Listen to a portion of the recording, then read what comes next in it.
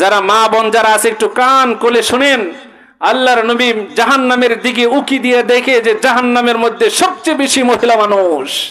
এক হাদিসের মধ্যে কি আছে যে মেয়ে মানুষের এক পা জান্নাতে ঢুকে আছে, আর যদি দুনিয়াতে 4টা কাজ করে তাহলে আরেক পাও জান্নাতে ঢুকে যাবে। সুবহানাল্লাহ।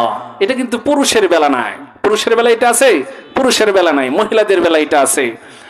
10টা ছেলেকে আপনি এমএ পাশ করাইলে জান্নাতে যাবেন, এই কথা হাদিসে নাই। একটা মেয়েকে যদি আপনি জন্ম দিয়ে সেই মেয়েটাকে সুন্দরভাবে লালন পালন করতে পারেন, আপনার জন্য একটা জান্নাত লেখা আছে। সুবহানাল্লাহ। তাহলে মেয়েরা বেশি দামি না ছেলেরা দামি? তো মেয়েরা হইলে আপনার বেজার হন কেন? বউরে পিটান কেন? বউরে পিটান কেন? তাহলে মেয়ে জন্ম নিলে মেয়ে বউদেরকে পিটান কেন? বউয়ের কি কোনো ইচ্ছা আছে? আপনি দেখবেন আর একটা জিনিস খেয়াল করি, আপনাদের এই বাসিলা এলাকার মধ্যে খুঁজে দেখবেন, যে ঘরের মধ্যে মেয়ে বেশি সেই ঘরে বরকত বেশি। একটু খেয়াল করে দেখবেন, যে ঘরের মধ্যে মেয়ে বেশি সে ঘরের মধ্যে বরকত বেশি। বিশ্বাস হয় না? বিশ্বাস হয়। হাদিসের মধ্যে আসছে, কথাগুলো একটু ভালো করে শুনেন। আমাদের সবারই কিন্তু মেয়ে আছে, হয়তো বউ আছে, মেয়ে না থাকলে বউ আছে না? বউ আছে, মেয়ে আছে, বউ আছে, মাও আছে। যদি আল্লাহর নবী সাল্লাল্লাহু আলাইহি ওয়াসাল্লাম বলছে 2 শ্রেণীর মানুষ জাহান্নামে যাবে, তোমরা কি দুনিয়াতে জাহান্নামী মানুষ দেখতে চাও? কি বলছে? যে দুনিয়াতে কি তোমরা জাহান্নামী মানুষ দেখতে চাও? দুনিয়াতে কি তোমরা জাহান্নামী মানুষ দেখতে চাও? তাহলে তুমি ওই মানুষগুলোকে দেখো, ওই মেয়েকে দেখো, ওই মহিলাকে দেখো। কি বলছে?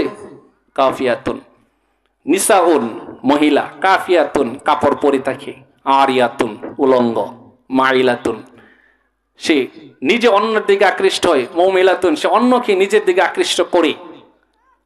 এই মহিলা জান্নাতি। এখন এখানে একটা কথা হলো, এই মহিলা জাহান্নামী।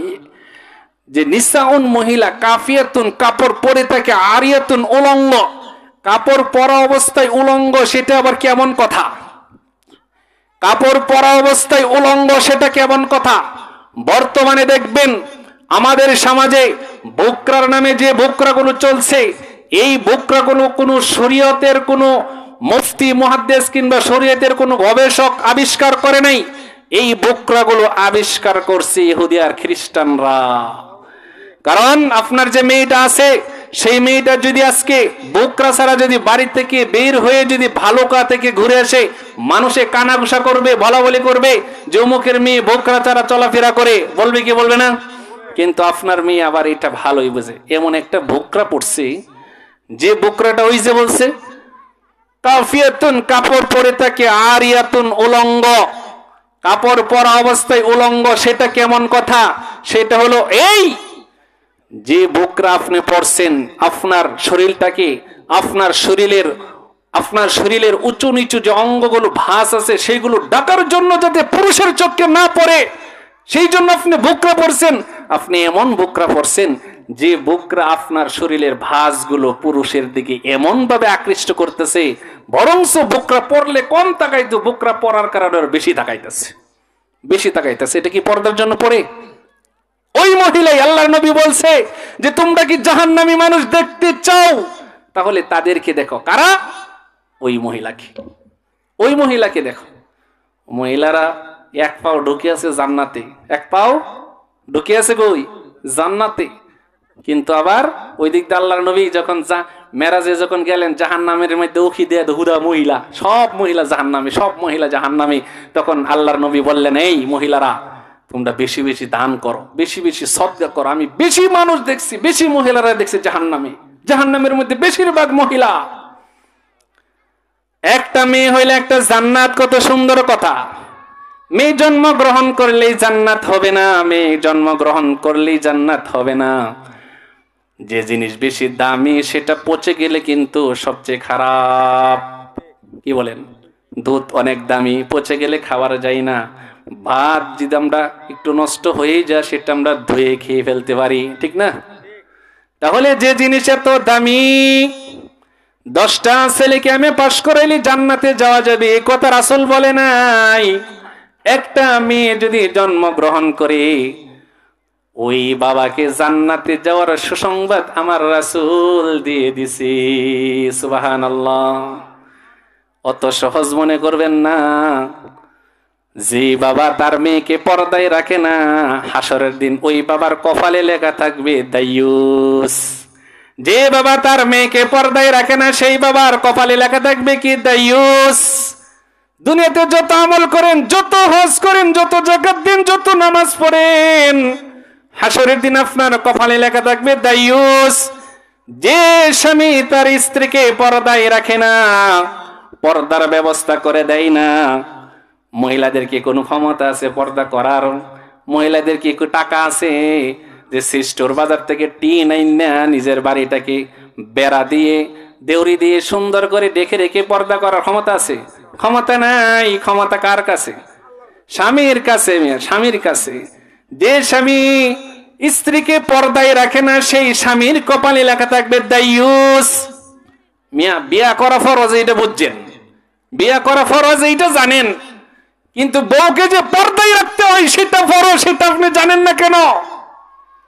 সেটা আপনি জানেন না কেন? বউকে যে পর্দায় রাখতে হয়, পর্দার ওয়াজ করলেও যে ইমামতি জায়গা, সুদের ওয়াজ করলে ইমামতি জায়গা, ঠিক না? পর্দার ওয়াজ করুন যাইতো না নাকি? বিয়ে করা ফরজ এটা আমরা সবাই জানি, বউকে যে পর্দা রাখা ফরজ এটা কেন জানি না? এইটা জানি না কেন? আপনি একবার একটু চিন্তা করে দেখেন, আপনাকে যে আল্লাহ একটা জান্নাতের নিয়ামত একটা মেয়ে দান করেছে, সেই মেয়েটাকে আপনি পর্দা করাইতে পারছেন কি পারছেন না? যদি মেয়েটা পর্দা না করাইতে পারেন, বোঝা গেল হাসরের দিন আপনার কপালে লেখা থাকবে দাইয়ুস। দাইয়ুস কখনো জান্নাতে যাবে না। দাইয়ুস কখনোই জান্নাতে যাবে না। হজ করলেও যাবে না, তাহাজ্জুদ পড়লেও যাবে না, নামাজ পড়লেও যাবে না, যাবে না দাইয়ুস জান্নাতে। বাংলাদেশের কত হাজী সাহেবের মেয়ে পর্দা করে না, কত ইমাম সাহেবের বউ পর্দা করে না, কত মসজিদের সভাপতির সাহেবের বউ পর্দা করে না, কত হাজি গাজী, কত সুনামি দামি মানুষের স্ত্রী এবং মেয়েরা পর্দা করে না। পর্দা না করার কারণে হাসরের দিন আমাদের কপালের মধ্যে লেখা থাকবে দাইয়ুস। দাইয়ুস কখনো জান্নাতে যাবে না। বর্তমানে আমাদের সমাজটা সবচেয়ে থেকে বেশি নষ্ট হয়েছে মহিলাদের কারণে। মার্কেটে গিয়ে দেখবেন পুরুষ নাই, সব মহিলা। মার্কেটে গিয়ে দেখবেন সব মহিলা। যে মহিলা মার্কেটে মার্কেটে ঘুরে, বাজারে বাজারে ঘুরে, মার্কেটে মার্কেটে ঘুরে, বাজারে বাজারে ঘুরে, এটা কি নেককার মহিলা কখনো হইতে পারে? কখনো নেককার হইতে পারে না।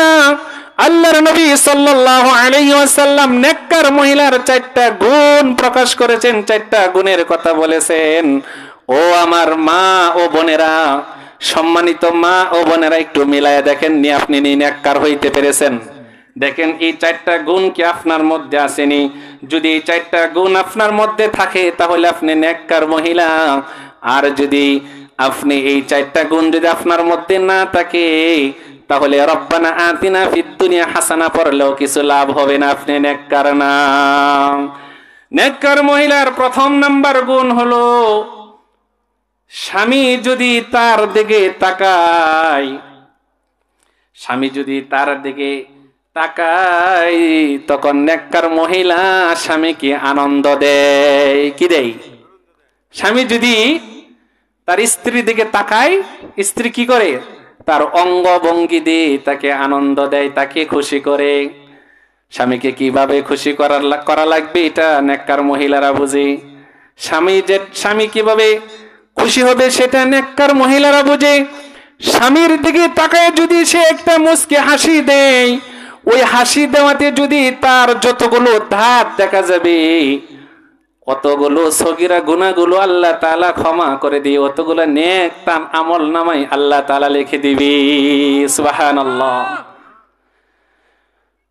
স্ত্রী যদি খুশি হয়ে স্বামীকে খুশি করার জন্য তার হাতটা চেপে ধরে, তার হাতের মধ্যে যদি স্ত্রী স্বামীর হাতের মধ্যে যদি চেপে ধরে, যতগুলো হাত লেগে যতগুলো হাত চেপে ধরলো, আল্লাহ রাব্বুল আলামিন তার আমল নামায় সগীরা গুনাহগুলো ক্ষমা করে দিয়ে তার আমল নামায় নেক লিখতে থাকবে। সুবহানাল্লাহ। স্বামী যদি খুশি হয় স্ত্রীর মাথায় হাত হাত বুলাইয়া দেয়, হাত ধরে। হাদিসের মধ্যে আছে যদি হাত ধরে, যতগুলো স্বামীর হাতের নিচে যতগুলো চুল স্বামীর হাতের নিচে পড়বে, স্ত্রী এবং স্বামীর আমল নামায় ততগুলো নেক আল্লাহ তাআলা লিখে দিবি। সুবহানাল্লাহ। স্বামীকে খুশি করার জন্য স্বামী যদি খুশি হয় স্ত্রীর চুলগুলো খুলে রাখার জন্য, স্ত্রী চুলগুলো খুলে রাখলে ওই স্বামী যদি চুলগুলো দেখে যদি খুশি হয়, যতগুলো চুল দেখবে ততগুলো নেক আল্লাহ তাআলা তার আমল নামায় লিখে দিবে। সুবহানাল্লাহ। চুলগুলো তো এখন আমাদের স্ত্রী যারা আছে স্বামীরে দেখায় না, দেখায় কারে? মেলায় যায় চুল দেখানোর জন্য, মার্কেটে যায় চুল দেখানোর জন্য। আপনি ভালো ভালো থ্রি পিস কিনে দেন, ভালো ভালো ক্রিম সুনু বিভিন্ন করার জন্য, পরিপাটি থাকার জন্য ভালো ভালো জিনিস কিনে দেন, আর এইগুলো পরে আনন্দ দেয় কাকে? স্বামীকে আনন্দ দেয় না, স্বামীকে খুশি করে না। খুশি করে কাকে?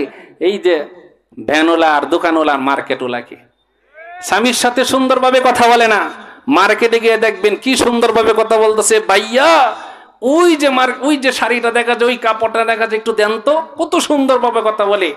আর স্বামীর সাথে কিভাবে বলে? একেবারে কর্কর আওয়াজে, মিষ্টি ভাষায় বলে না, কর্কর আওয়াজে কথা বলে। এই মহিলা কি কখনো নেককার হইতে পারে?